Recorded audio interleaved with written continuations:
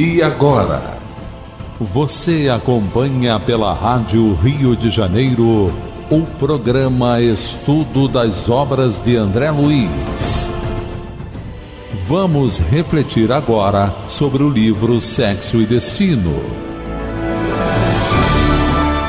Produção e apresentação, Berenice Lima e Deusa Nogueira. Amigos ouvintes da Rádio Rio de Janeiro, estamos nós aqui no dia de hoje para o estudo da obra de André Luiz, Sexo e Destino. Avisamos logo de início, que esse programa está sendo gravado e nesse momento o Berenice está fazendo um seminário e ainda não chegou de viagem, mas vai chegar. E a gente vai continuando a estudar esse capítulo 10, que é um capítulo assim muito importante para a nossa meditação. É um livro que vem trazer para todos nós essas questões seríssimas relacionadas ao sexo. E as questões seríssimas que estão relacionadas ao nosso destino, As nossas escolhas, a nossa vida enquanto espíritos imortais. E no capítulo passado, nós paramos naquele episódio em que a Marita, ela durante o sono físico, ela vai procurar Gilberto. Porque quem é Gilberto? É aquele rapaz a quem ela se entregou de toda, a quem ela experimentou, sonhou, planejou uma vida em comum, uma vida conjunta. Mas, com certeza, o companheiro não conseguiu se manter fiel. E vai começar a namorar logo quem? A irmã dela, a Marina, com o mesmo nível de intimidade que já havia tido para ela. É interessante que hoje em dia, nessa tal moda do ficar, que é um modismo moral assim muito triste, porque com certeza a gente menospreza a sensibilidade do outro, A gente observa um grande descompromisso, uma grande vontade de só satisfazer a sensualidade, mas assim não se aprofundar em relações. Talvez no dia de hoje, para muitas pessoas, não haveria um choque tão grande. Mas não haveria um choque tão grande, por quê? Porque veríamos o fato, mas não veríamos a dor moral causada pelo fato. Mas, nesse momento aqui, em que o livro é escrito, em que a virgindade ela é algo assim preservado, é algo valorizado, é algo até disfarçado, porque quanto havia também as pessoas que se relacionavam, já havia aborto, já havia gravidez, já havia tudo isso, só que era muito camuflado, que era considerado como uma vergonha familiar. Nessa década, o sexo praticado antes do casamento era considerado até uma transgressão. E hoje em dia, a gente observa que já existem casais, ou jovens, ou menos jovens, que assumem uma vida sexual. A questão não é o assumir ou não assumir a vida sexual. A questão é o compromisso que a gente tem com o sentimento do outro. O respeito que a gente tem com o tempo do outro. No livro Vida e Sexo, que é um livro de Emmanuel, ele, quando fala em compromisso afetivo, ele diz que ninguém interrompe ou lesa afetivamente alguém que fique impune. E não é impune por Deus, É impune pela própria lei, pela própria consciência, porque, na verdade, é da lei de Deus a lei de reprodução. É da lei de Deus o relacionamento, mas é da lei de Deus também o livre-arbítrio, a responsabilidade, o caminhar consciente. Então, ela observa que está o Gilberto com a Marita, Naquele momento, ela grita, canalha, canalha, Mas, com certeza, ele estava encarnado, estava ali embevecido no seu momento de relacionamento e eles não perceberam. Mas ela volta ao corpo como? Ela volta ao corpo com um impacto. ao corpo físico, né, com o impacto daquela agressão, porque foi uma agressão. A nossa Marita teve um choque, a gente entende que seria um choque muito duro o constatar a traição. Mas a questão não é se eu constato ou não constato, a questão é a reação que eu vou ter. Porque essa reação, naturalmente, ela terá repercussões na minha vida. As coisas não acontecem assim de uma forma banal, despercebida, não. Há um impacto. E ela acorda. Né, tateando para ver se está acordada mesmo, né? Aí ela fez uma luz, ela tinha uma fome de realidade física e atarantada, ela se sentou para olhar as paredes com mais segurança e achar, né, e perceber que estava no leito e no lar. E aí continua André Luiz. A pouco e pouco, readquiriu a confiança, acalmou-se, refazendo energias. No entanto, acusava uma espécie de tranquilidade constrangida e amarga. Pesadelo? Indagava-se aterrada. Ou quem sabe, os padecimentos simultâneos lhe acarretavam crises de loucura. Doía-lhe a cabeça, sentia-se desajustada e febril. Então aqui a gente já começa a observar. No sono físico, o corpo estava dormindo. Quem é que foi? Foi ela, Marita, espírito, com o perispírito. E aí, essa impressão toda, essa sensação toda que foi registrada, ela como espírito, passou para o perispírito. E estando lá no perispírito, que é o corpo do espírito, teve uma repercussão direta no corpo físico. A repercussão foi negativa, por quê? Porque realmente, houve, além do trauma, né, ela teve uma reação de indignação, por que não dizer de mágoa, né, de dor muito grande, uma dor moral muito grande, mas sobre uma revolta. E a revolta, ela não faz bem a ninguém, meus amigos. Às vezes, a gente vê até algumas pessoas conclamando a revolta. Ah, mas você não é sangue de barata, você não pode ficar parado assim, você tem que parar, você tem que pensar, você tem que ver. E aí a gente coloca uma série de argumentos, né? Mas, na verdade, meus amigos, o que a palavra revolver, o que é isso? É mexer. E a gente foi criado para uma certa estabilidade. Então, quando eu mexo muito, uma panela no sentido contrário desanda. Quando eu mexo muito as emoções e fica fixada aquela questão negativa, também vai ser ruim. Seria bom, meus amigos, e agora vem uma imagem, né? Se a gente pudesse fazer como certos alimentos que levam uma tintura ou um condimento qualquer que tenha álcool na sua composição, né? E aí o que acontece? O álcool, ao chegar lá no alimento, na panela, no forno, né? Ele volatiza e aí ele sai, né? Ele sai e o alimento fica ali. Seria bom que com as nossas mágoas, as nossas desilusões, nós conseguíssemos trabalhar assim. Deixar, né, mexer mesmo, mas deixar aquecer no fogo da compreensão, no forno da tolerância, aquela compreensão que não é passividade, mas é para entender que cada um de nós está fazendo da vida aquilo que a gente quer. E a vida do outro é do outro. Maria Dolores, numa poesia, ela fala, né, escuta, uma querida, se alguém de amar falhou o coração, não lance lamas na alma contundida, nem planteis em vão. Cultiva no caminho da esperança o perdão por dever. Não te deis a vingança. Este alguém vai viver. E este alguém vai viver não é vingança não, gente. É porque a fatalidade da lei de Deus é o bem. Então, se eu faço mal, eu vou ter que desfazer. E como é que eu desfaço mal? Através da vida, através do contato com as pessoas, né? Através do entendimento maior, né, que eu vou tendo através, às vezes, da própria dor que eu vou ter. Porque muitas vezes eu faço determinadas escolhas porque eu não tenho noção do quanto aquilo dói.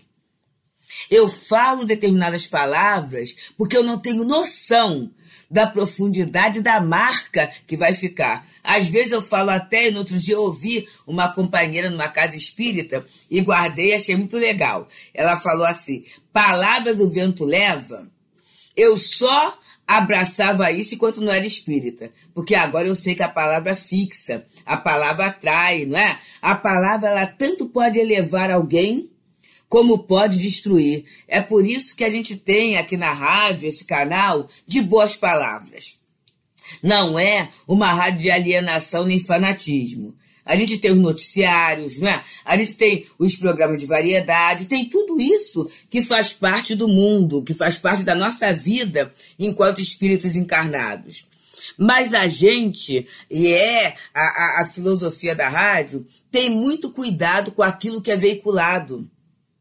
Por que o cuidado, meus amigos? Porque muitas vezes, né, uma notícia é dada de mau jeito, um boato que é passado, né, são as fake news, né, uma orientação distorcida, ela pode desorientar a mente dos ouvintes, né?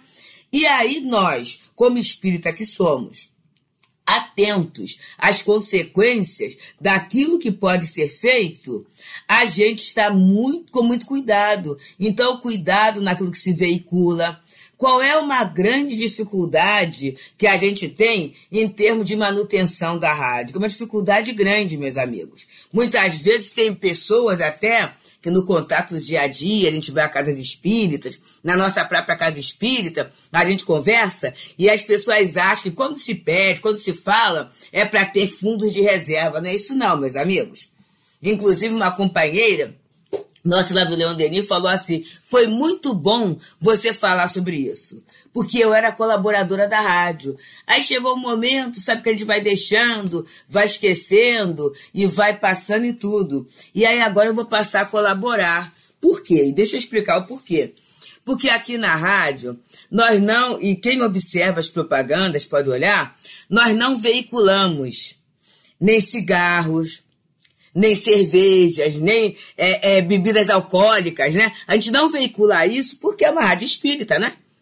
Só que a gente observa, se a gente observar a televisão, algumas outras rádios e tudo, que a todo momento é o tipo de propaganda que é dado até pelos mercados. Então, na verdade, por nós não veicularmos essas propagandas, a gente perde esse anunciante. É por isso que a gente sempre pede assim a você: ah, mas eu sou um pequeno vendedor, né, de roupa, ou eu tenho só uma lanchonete pequenininha, ou eu tenho só um mini restaurante, ou eu não sei, fabrico quentinhas, alguma coisa assim, né? Não vale a pena sim, meu amigo. Que aí você vai anunciar num espaço que tem um público, né, que a gente espera que esteja vinculado à honestidade, à ética espírita, né? A gente não está falando que espírita é santo, não. Mas, de qualquer jeito, a gente tem uma possibilidade muito bom, um alcance muito bom, uma fidelidade muito boa. E tem mais: a gente estará ajudando a divulgação da boa palavra, a divulgação da mensagem que levanta, da mensagem que edifica. Então é por isso que a gente está sempre nessa ida e vinda, né? Pedindo aos amigos, né, esse entendimento para colaborarmos e mantermos a nossa rádio. E aí a gente estava trazendo essa questão, por quê? Porque dependendo do meu pensamento, da minha atitude, da minha busca, eu tenho consequências, né? E aí a Marita fica assim: pesadelo? Ou quem sabe, os padecimentos simultâneos lhe acarretavam crises de loucura. Doía-lhe a cabeça, sentia-se desajustada, febril. Marita regressara ao agasalho físico sob pressa demasiada, sem que nos fosse possível adotar qualquer providência para anestesiar a memória. Isso é interessante, meus amigos, que os espíritos sabem, né? A gente tem as regiões do córtex, as regiões ligadas à nossa memória, né? E é por isso que muitas vezes não convém que tenhamos de forma muito clara as duas realidades que vivemos. Então é por isso que muitas vezes fala assim, engraçado, eu sonhei com uma coisa, mas eu não lembro direito, né? Às vezes é por falta de atenção nossa mesmo, mas na maioria das vezes, ainda mais se tratando de trabalhos espirituais, né, de excursões espirituais, os espíritos anestesiam, é como se eles colocassem um véu para que a gente não lembre com tanta clareza, porque, conforme diz Kardec, né, a gente muitas vezes não aguentaria viver em duas realidades simultaneamente. Isso causaria uma confusão no nosso dia a dia. Então é por isso que às vezes a gente não lembra. Só que no caso dela, ela exerceu o livre-arbítrio assim de uma forma tão precipitada, porque ela quis que ver Gilberto. Chegou lá, viu. E daqui a pouco ela voltou tão apavorada que ela não deu tempo para que esses espíritos, mesmo sendo trabalhadores, pudessem limpar o seu campo mnemônico, a sua memória, né? E aí ela volta com aquela sensação. É pesadelo? Ou será que eu estou enlouquecendo, estou formando quadros, né? E ela retinha no pensamento particularidade do quadro visto e ouvido. Encarcerada de novo entre as impressões superficiais dos sentidos corpóreos e a noção da verdade pura, que não lograva palpar, entrou em pranto agoniado, para somente dormir com relativa calma aos clarões do dia.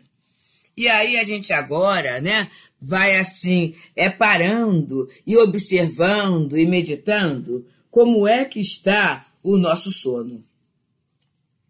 O que é que eu estou procurando encontrar durante os meus momentos de emancipação da alma? O que eu estou procurando encontrar? O que me alimenta antes de eu deixar o meu corpo para o sono físico?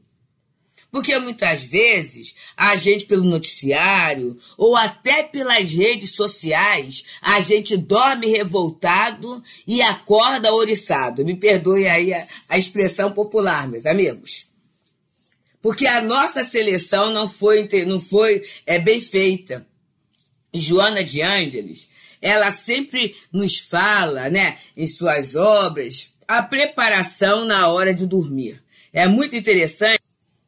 A nossa Joana de Ângeles, no livro Episódios Diários, eu vou pedir licença aos irmãos para ler, o capítulo 49, Sono e Repouso. Olha que coisa interessante, ela nos diz, né, para a gente aprender a valorizar e a entender o que acontece no momento do sono. Ela fala assim: o sono é uma experiência que faz recordar a desencarnação. É uma pré-morte ou treinamento para ela, em razão do entorpecimento da consciência, da vontade, graças à ausência de defesa a que fica exposta a criatura. No sonho, às vezes, a lucidez espiritual, sintonizando com a vida exuberante, fixa impressões que se incorporam às lembranças em tons agradáveis ou afligentes, representativa dos lugares e pessoas ontem e com quem se esteve. Então, olha só ela falando, né, que muitas vezes a gente tem essas impressões guardadas, né, na lembrança. Então, eu posso sonhar com coisas passadas, coisas que eu já vivi, lembrança. E aí ele coloca, olha o que ela coloca para todos nós, olha que advertência. Como ninguém sabe com segurança se ao dormir despertará no corpo, mais tarde, dois impositivos se fazem indispensáveis para um bom repouso: a prece e a harmonia mental. A oração abre as portas da percepção ao indivíduo e o equilíbrio mental o conduz a regiões felizes. O sono é fenômeno fisiológico de alta magnitude para a vida animal, sem o qual inúmeros distúrbios se instalam no ser. Então, isso é uma coisa interessante, porque a gente tem até o Instituto do Sono, as doenças do sono. É necessário dormir, minha gente. É necessário dormir. Se eu não consigo dormir, eu tenho que procurar um apoio, porque o sistema nervoso, o sistema imunológico e todos os demais sistemas, eles necessitam de repouso para quê? Para desempenharem melhor as suas funções. Então, necessitamos dormir. E aí ele diz, não apenas dormir. É importante, senão, bem dormir, especialmente para o homem. Para o homem é o espírito encarnado, né? O repouso físico, aliado ao prazer emocional, constitui fator indispensável à saúde. E aí, a Joana vai nos dar 6 regrinhas para a gente dormir bem. Olha só.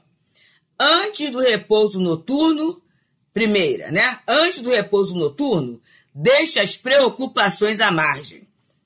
O travesseiro não vai resolver a questão do dia a dia, né? Segundo, o travesseiro não aconselha ninguém. Quer dizer, mas eu vou esperar os meus problemas, vou pensar. Sabe por quê, meus amigos? Quando a gente fica pensando muito nos problemas do dia a dia, a gente não consegue dormir. Ou então a gente tem assim, aquele primeiro sono, que é um primeiro desmaio, né, pelo cansaço do dia a dia. Depois a gente acorda de madrugada e fica lá o problema. E o problema rolando. E a gente pensa e não se desliga do corpo. Porque é importante para nós espíritos nos desligarmos do corpo físico para buscarmos recursos morais. Enquanto o corpo vai ter o recurso material, nós espíritos vamos ter os recursos morais. Se Marita, naquele momento, ela tivesse buscado o recurso da prece, com certeza a ajuda, a história seria outra. Mas vocês lembram que o André fala que naquela casa ninguém orava, ninguém tinha um trabalho no bem, não tinha nada disso, eles viviam a vida material. E aí a Joana coloca, a noite bem repousada é o terceiro ponto. Os encontros espirituais durante a fase do sono são os propiciadores da inspiração que soluciona as questões de pendência. Quantas vezes a gente deita e acorda e daqui a pouco fala assim, que boa ideia eu tive. Na verdade, a gente encontrou com alguém mais experiente, conversou, analisou a própria ficha reencarnatória e viu que tal ou qual caminho não seria o melhor para nós, não é? Aí ela continua, no 4. Assim, lê uma pequena página de otimismo antes de dormir, a fim de que ela te estimule os centros do pensamento sadio. Então, a gente lê uma página otimista, porque não adianta de dormir eu ler a má notícia, eu ler a tragédia, ou ler determinados textos muito pesados para a emoção, né? Uma página otimista. O evangelho é uma beleza, né? Que o evangelho é a boa notícia, é a luz da nossa alma, né? 5, ora com íntima confiança em Deus. Então a gente orar antes de dormir, confiando que Deus é o nosso paizinho, nós teremos o melhor. E o 6, entrega-te em paz ao repouso. Quando despertares, estarás renovado e se retornares à pátria espiritual enquanto o corpo dorme, terás melhor condição de compreender e seguir tranquilo os novos rumos que a vida te oferece. Então ela aqui está falando que o sono é um treinamento, eu posso deitar, acordar, levantar na vida física ou não, né? Então, esse preparo vai ajudar, mesmo que o corpo desencarne, a gente vai acordar bem, né? Aqui ou lá. Então, vamos lá. É do livro Episódio Diário, Joana de Ângeles, lição 49, Sono e Repouso. Revendo. Deixar as preocupações à margem. O travesseiro não aconselha ninguém. Depois, os encontros espirituais durante o sono físico, que vão nos dar inspiração e condição de viver o dia seguinte. Ler uma página de otimismo. Orar com confiança em Deus. E depois, finalmente, repousar. Então, esse convite de Joana é para todos nós, né? A situação de Marita talvez esteja sendo, no momento, a situação de muitos relacionamentos.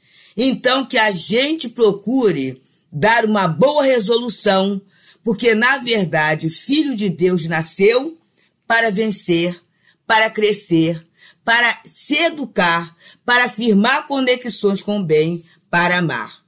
Muita paz, meus amigos. A Rádio Rio de Janeiro apresentou o programa Estudo das obras de André Luiz.